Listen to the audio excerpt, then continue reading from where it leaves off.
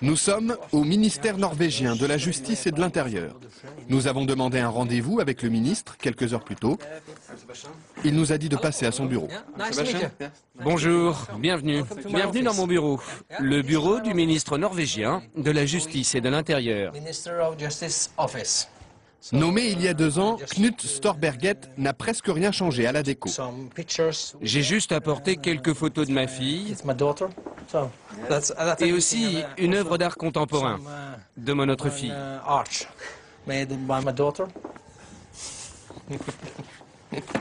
Et le reste du bureau est très simple. Vous trouvez? Oh, moi je trouve ça parfait. Ça vous suffit? Absolument. Je suis très fier de mon bureau. Parfois, le ministre finit sa journée un peu plus tôt que d'habitude. Et vous avez fini votre travail? Oui, j'arrête là. Et quelle heure est-il? Ne le dites pas au Premier ministre, mais il est 15h15. Il est temps d'aller chercher mes enfants à l'école et à la crèche. À 42 ans, Knut est l'un des ministres les plus importants du gouvernement. 20 000 fonctionnaires sous sa responsabilité. Allons-y. Pourtant, il s'en va seul, sans garde du corps. Un petit salut à la gardienne en attendant sa voiture, ou plutôt l'une des voitures du gouvernement, car le ministre n'a pas de chauffeur attitré. Il partage les véhicules de fonction avec ses 19 collègues des autres ministères. Partir de bonne heure pour chercher ses enfants ne dérange personne en Norvège. Hei, Marit! Du, hei! De Kloppen. Skal du være med hjem? Ja, ha det. La crèche et l'école de ses 2 filles sont à quelques pas de sa maison, dans un quartier résidentiel et tranquille d'Oslo. Comme Knut habitait déjà la capitale avant d'être nommé ministre, pas question pour lui d'avoir un appartement de fonction. Avec sa famille, il vit toujours dans cette petite maison mitoyenne. Et le grand plaisir du ministre, quand il rentre chez lui, c'est de préparer le dîner. La Norvège, un vaste royaume peuplé d'à peine 4 600 000 habitants. Monarchie parlementaire où les citoyens tutoient leurs députés et leurs ministres. Un pays riche de son gaz et de son pétrole. Mais la Norvège, c'est aussi une culture de protestants rigoristes. On ne badine pas avec l'argent public. La transparence financière est un dogme, la corruption des élus, un péché capital. Et ce pays, c'est aussi celui d'Eva Joly. La juge franco-norvégienne travaille depuis 5 ans à Oslo. En France, elle a instruit l'affaire Elf et obtenu la condamnation de la plupart de ses dirigeants. Elle conseille désormais le gouvernement norvégien pour la lutte contre le blanchiment. Ici, Eva Joly est une célébrité. Pour autant, pas question de mener grand train. Elle est soumise aux mêmes règles que n'importe quel fonctionnaire. Ses déplacements, par exemple.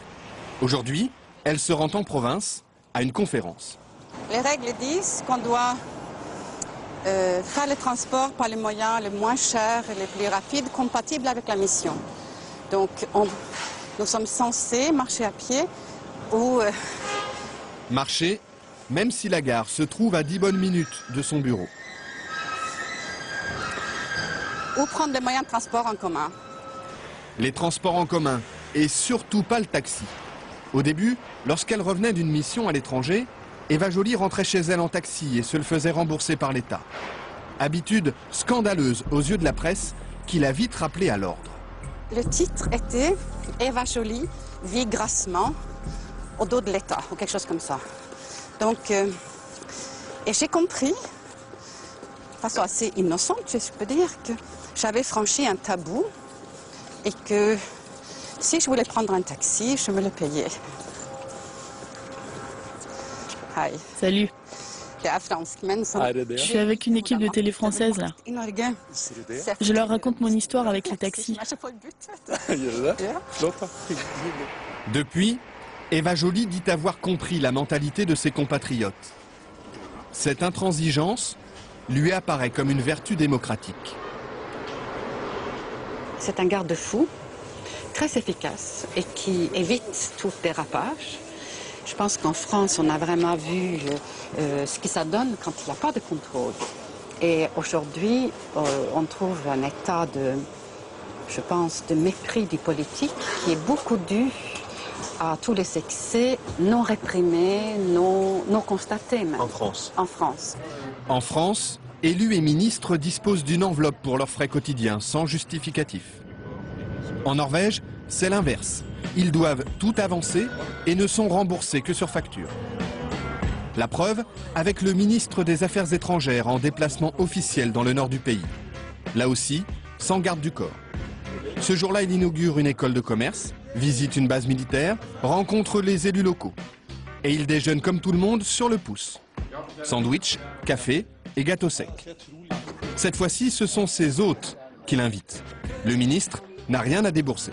C'est lui qui paie le café.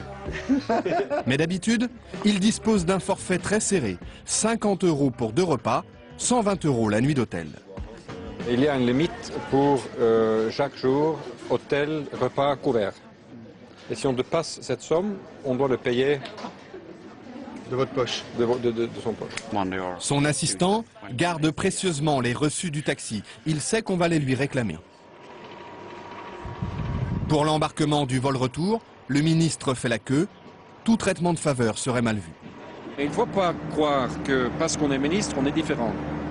Ça, c'est très dangereux. Hein. C'est faux et c'est dangereux.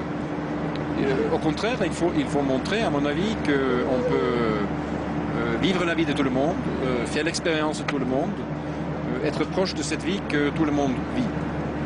Parce que ça donne à la fin une crédibilité à la politique qu'on essaie